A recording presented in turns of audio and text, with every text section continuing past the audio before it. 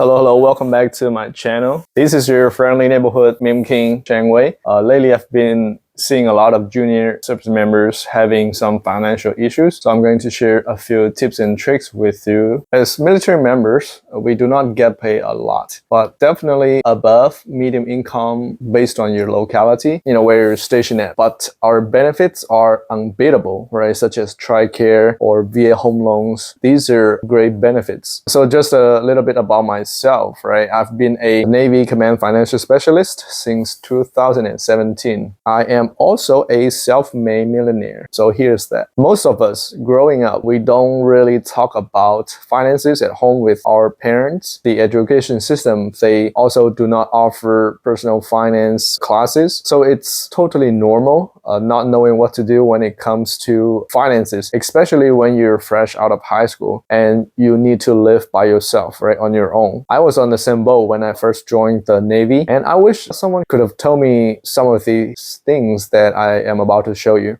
First thing first, right? Live below your means. This sounds like a cliche, but if you make $2,000 a month, but you spend $2,500 a month, you'll be in a hole, right? So you don't need a college degree to understand that. When it comes down to budgeting, right? This is the most important step. And the most important part is to track down how much money you spend each month. I can just look at your rank and then I can go to military pay chart and find out how much income you will be getting based on where you station at. There are many ways to track down your spendings. You can be old school, right? Using a spreadsheet or even a notebook. Track down how much money you spend, right? You can be a lazy person like me. I use an app called Empower. I link all my credit cards with this app. Puts all your expenses into different categories. Includes housing, transportation, gas, insurance, groceries, dining out, phone bills, cable, internet, pets. And you can also create your own categories. A disclaimer, I'm not affiliated with Empower. It's a free app, right? You can use it if you like it, or you can delete it if you don't like it. But like I said, I felt like this app, it's really convenient and useful. Again, the first step is to track down how much money you really spend every month on those different categories. And this is the most important part. Majority of those transactions and categories, they may stay the same, right? Things like your rent payment, your mortgage payment, your car payment, they stay the same, right? So once you figure it out, you just need to do the math to see if you're spending more than you make, your paycheck. And then the second step, it is the special skill of a command financial specialist. And this was literally what we learned back at the CFS class. How to trim down your expenses. As I like to call it, find alternatives. Finding alternatives meaning to shop around. You can find products or services that is cheaper or even free, right? It's your money. Keep them in your pocket. You can also think about things like cars. Do you really need a brand new Tesla Model X dual motor, or a fully loaded Ford F-150?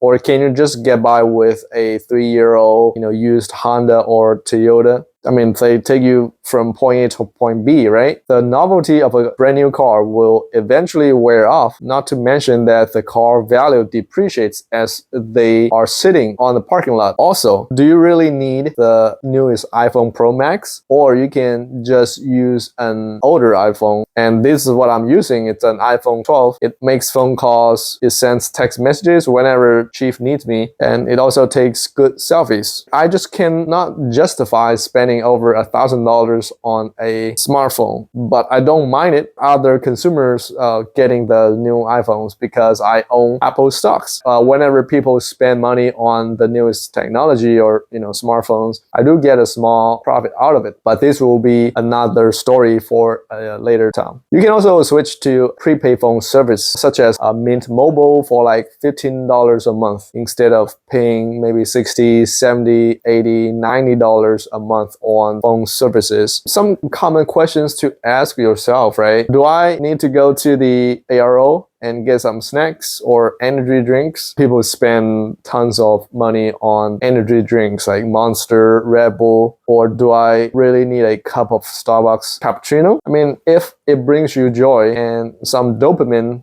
so be it, right? Or can I just go to commissary and buy a whole bucket of coffee grounds and make them myself, right? For $10, a whole jar of coffee grounds that will last you for a whole month. These are just a few of the ideas, right? And again, this is personal finance, and I am not here to tell you how to spend your money. I'm just sharing some of the tips on how to trim down your expenses. Once you get a feel of how much you spend every month, try to tweak it and optimize it. Because if you save $20, $30 on any category, that is $200 to $300 a year that you can put into your TSP or IRA. If you have debt, you can also pay down your debt as well. Another question is do you have any debt? If you do, now it is time to think about how to pay them off. Unless it's like a 30-year mortgage with only 2% interest rate on it, I usually recommend start off with one of the highest interest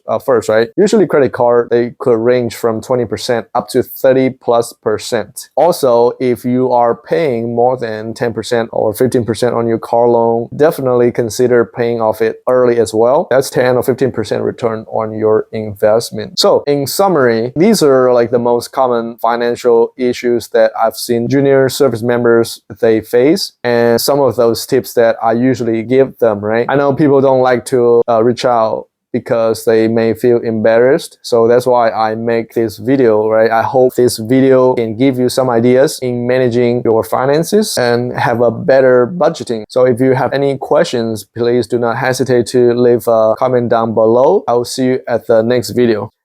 Thanks for watching.